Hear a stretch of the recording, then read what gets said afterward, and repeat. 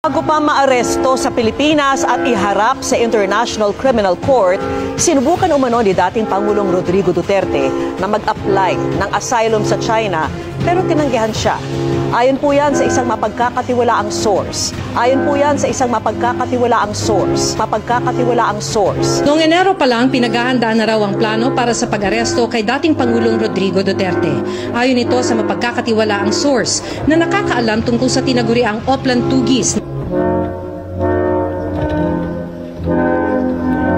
我愿特别指出，杜特尔特先生赴香港系私人度假行程，中方从未收到所谓杜特尔特前总统及其家人向中国政府寻求庇护的申请。